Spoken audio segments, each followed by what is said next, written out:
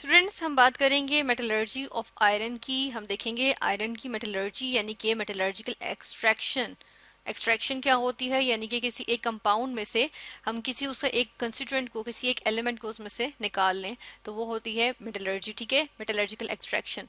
यानी कि अगर मेटल की करेंगे तो मेटल की करेंगे हम तो क्या कहलाएगी, मेटल एक्सट्रैक्शन या मेटलर्जी कहते हैं। यानी मेटल की एक्सट्रैक्शन करेंगे तो क्या होगी, वो मेटलर्जी। ठीक है, तो हम कहते हैं कि मेटल की एक्सट्रैक्शन जो है वो मेटलर्जी कहलाती है। और आयरन क्या होती है, आयरन हमें पता है, जिसको हम उर्दू जबान में लोहा कहते हैं। ठीक है ना, तो ये क्या है, ये एक मेटल है, तो इसलिए ही इसकी मेटलर्जी होगी। ठीक है ना, मेटल है। और हम देखते हैं कि हाँ, ये क्या, इसका हम लैटिन में इसको कहते हैं फेरम, और इसका सिंबल हम यूज करते हैं Fe।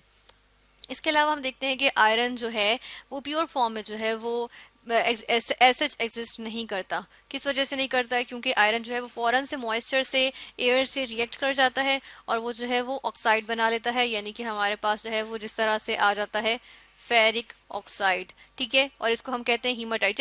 जब नेचुरल फॉर्म में एग्जिस्ट करता है ना, यानी कि मादनियात के तौर पे, तो हम कहते हैं कि ये क्या कहलाता है, हीमाटाइट कहलाता है। ठीक है, तो यानी कि आयरन जो है वो बेसिकली या मोस्ट ऑफ द टाइम ये जो है वो अपने ऑक्साइड्स की फॉर्म में एग्जिस्ट करता है। फिर जब हम इस ऑक्साइड यानी आयरन ऑक्साइड या फेरिक ऑक्साइड में से या हीमाटाइट हम लेंगे, इसकी डिफरेंट प्रोसीजर इस पे अप्लाई करेंगे, डिफरेंट ऑपरेशन इस पे अप्लाई करेंगे, और उसके बाद फिर हम इसमें से एक्सट्रैक्ट कर लेंगे आयरन फाइनली, तो हम हमारे पास वो क्या कहलाएगी, मेटल एक्सट्रैक्शन कहलाएगी।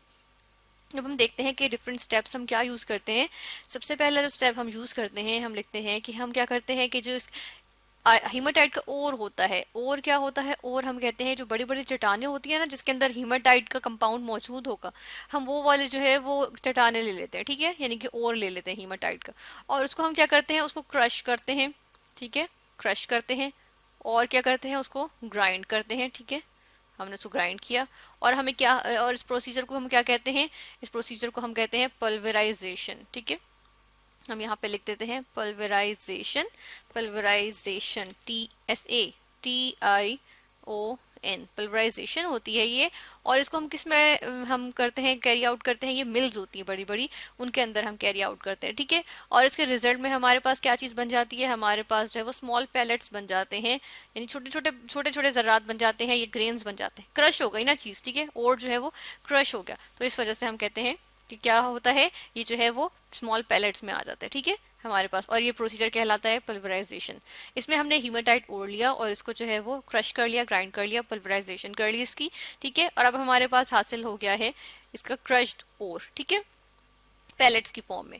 फिर हम क्या करते हैं, फिर हम जो इस ओर की जो क्रश्ड ओर है इसकी कंसंट्रेशन कर लेते हैं। ठीक है, कंसंट्रेशन ऑफ द ओर हम लिख देते हैं यहाँ पे। कंसंट्रेशन हमने पढ़ी थी कि जो है इसमें से क्या, हम इसके डिफरेंट प्रोसीजर्स देखे थे, डिफरेंट मेथड्स देखे थे जो ओर को कंसंट्रेट करने के लिए। ठीक है, और हमने देखा था कि इसका पर्पस क्या होता है, गैंग रिमूव करने के लिए। ठीक है, हम इसको गैंग रिमूव करने के लिए यूज करते हैं, गैंग रिमूवल हम लिख देते हैं यहाँ पे। ठीक है, अब गैंग क्या होता है, गैंग जो है वो हम कहते हैं स्टोनी वेस्ट मैटर, जो हमें जरूरत नहीं है, जो ओर में से निकलता है, कुछ जाहिर सी बात है जमीन में से निकला है तो उसमें कुछ सैंड पार्टिकल्स होंगे, और भी कुछ चीजें होंगी इसके अंदर। ठीक है ना, जो जिनकी हमें एज सच रिक्वायर्ड नहीं है, जो हमारे लिए वेस्ट है। ठीक है ना, क्योंकि उसमें से तो मेटल नहीं निकल सकता ना, हीमाटाइट के अलावा वो जो है वो उसके अंदर मौजूद है, और के अंदर तो इम्प्योरिटीज भी मौजूद होती हैं। तो गैंग जो है वो स्टोनी वेस्ट मटेरियल जो है, जिसकी हमें जरूरत नहीं है, यूजलेस है, तो वो जो है वो उसको रिमूव करने के लिए जो हम प्रोसीजर देखते हैं वो है, क्या होता है, वो कंसंट्रेशन ऑफ ओर होती है।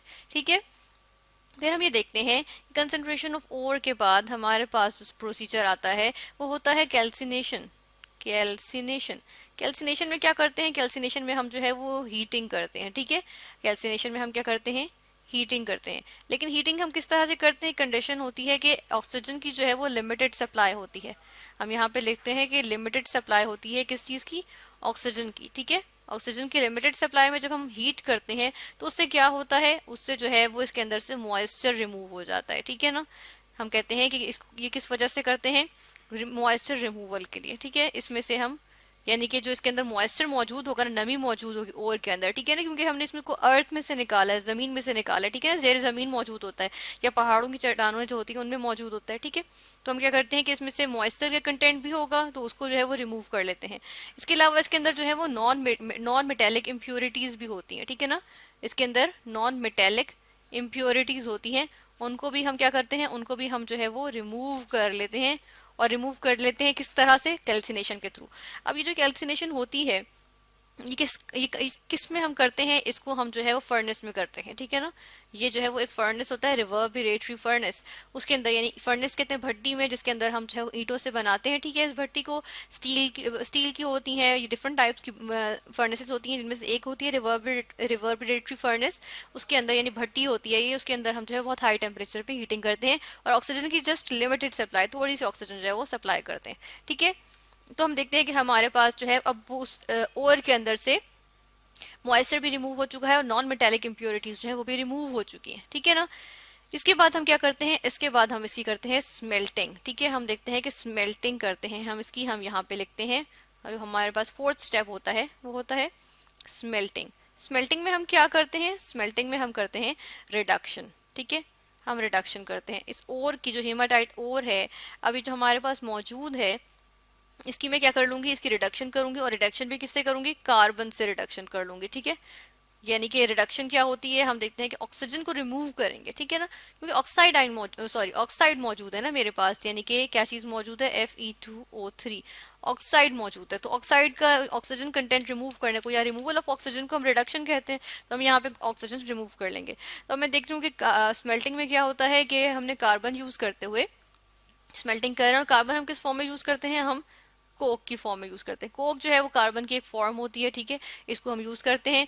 और यहाँ पे जब स्मेल्टिंग करेंगे वो किस चीज में करेंगे, वो यहाँ पे हम देख लेते हैं कि ये हमारे पास मौजूद है वो सेटअप जिसके अंदर हम करते हैं स्मेल्टिंग, ठीक है। ये हमारे पास सेटअप आ गया। अब इसको क्या कहते हैं, इसको हम कहते हैं ब्लास्ट फर्नेस, ये कहलाता है ब्लास्ट फर्नेस। और इसके अंदर डिफरेंट जोन्स बने होते हैं, इसकी हम कंस्ट्रक्शन भी देख लेते हैं, ठीक है। क्या होता है कि हम जब इसकी जो है वो रिडक्शन करेंगे तो इस ब्लास्ट फर्नेस में करेंगे, और ये जो ब्लास्ट फर्नेस है इसकी अगर हम पूरी इसकी लेंथ देखें तो यूजुअली 40 मीटर्स होती है, ठीक है। 40 मीटर्स होती है, लॉन्ग होता है, ठीक है, सिलेंडर सा होता है बड़ा सा, ठीक है। अब इसके अंदर हम क्या करते हैं, ये जो है वो स्टील का बना होता है, ये स्टील का पूरा सिलेंडर होता है, ठीक है। इसके अंदर जो है ना वो फायर ब्रिक्स लगी हुई होती है, ठीक है। इसके अंदर क्या होती हैं, फायर ब्रिक्स होती हैं। फायर ब्रिक्स इसके अंदर लगी होती हैं, किस वजह से, ताकि इसके अंदर, क्योंकि हम भट्टी है ना, फर्नेस है, ठीक है ना, इसको हम कहते हैं, हमने कहा क्या चीज है ये, ब्लास्ट फर्नेस। तो हम ये भी लिख लेते हैं यहाँ पे कि ये हमारे पास है ब्लास्ट फर्नेस। तो ब्लास्ट फर्नेस में हम कहते हैं कि बहुत ज्यादा हाई टेम्परेचर हम प्रोवाइड करेंगे ना, इस वजह से हम देखते हैं कि इसके अंदर हीट बाहर ना निकले और स्टील टैंक जो है वो खराब ना हो। तो उसकी वजह से हम क्या करते हैं कि जो यहाँ पे जो है वो लाइनिंग लगी हुई होगी फायर ब्रिक्स की, ठीक है ना, या जो फायर ब्रिक्स की लाइनिंग होगी वो क्या होगी, हम देखते हैं कि उस लाइनिंग की वजह से ये जो है वो स्टील जो है ना वो प्रोटेक्टेड रहेगी, ठीक है। तो अब हम ये देख लेते हैं कि जो स्टील टैंक है इसके अंदर जो है वो डिफरेंट जोन्स होते हैं, ठीक है, हीट के डिफरेंट जोन्स होते हैं, और उन जोन्स में जो है वो डिफरेंट डिफरेंट स्टेजेस पे जो है वो डिफरेंट प्रोसीजर होता है, जिसकी मदद से हम देखते हैं कि हमारे पास जो है क्या होती है, हमारे पास जो है वो रिडक्शन होती है, और फाइनली हमें हासिल हो जाती है मेटल। ऑक्साइड्स में से हम जो है वो फाइनली निकाल लेते हैं, मेटल निकाल लेते हैं, ठीक है। जो डिफरेंट जोन्स होते हैं हम देख लेते हैं उनके नाम क्या क्या होते हैं। पहला जोन आ जाता है मेरे पास जोन ऑफ कंबस्शन, ठीक है, जोन ऑफ कंबस्शन आ जाता है। दूसरा जो मेरे पास आता है वो होता है जोन ऑफ स्लैग फॉर्मेशन, ठीक है, स्लैग फॉर्म होता है। हम ये भी देखेंगे कि स्लैग क्या होता है। स्लैग होता है जो वेस्ट मटेरियल बनता है और जो है वो हम उसको ऊपर ऊपर हासिल कर लेते हैं, ठीक है ना, तो वो हमारे पास होता है स्लैग। और तीसरा जोन हम देखते हैं कि कौन सा होता है, तीसरा जोन होता है जोन ऑफ रिडक्शन, ठीक है, जहां पे एक्चुअली रिडक्शन होगी, ठीक है। इसमें टेम्परेचर के रेंजेस होते हैं और उन्हीं में टेम्परेचर के डिफरेंट जोन्स होते हैं, जिनमें हम देखते हैं कि हमारे पास जो है वो फाइनली रिडक्शन होती है और मेटल ऑक्साइड से हमारे पास मेटल जो है वो मोल्टन फॉर्म में हासिल हो जाता है, जो हम निकाल लेते हैं, ठीक है। और स्लैग जो हमें वेस्ट जो बनता है, जो ऊपर मेटल के ऊपर आ जाता है, फ्लोट कर रहा होता है, उसको भी हम निकाल लेते हैं और उसकी हमें जरूरत नहीं होती, ठीक है। कुछ वेस्ट गैसेस बनती हैं जिनको हम निकाल लेते हैं, ठीक है। और ये हम देखेंगे, हम देखेंगे कि इन डिफरेंट जोन्स में जो है वो क्या क्या रिएक्शंस होते हैं और क्या हमारे पास जो है वो केमिकल रिएक्शंस की मदद से फाइनली हमारे पास आती है मेटल।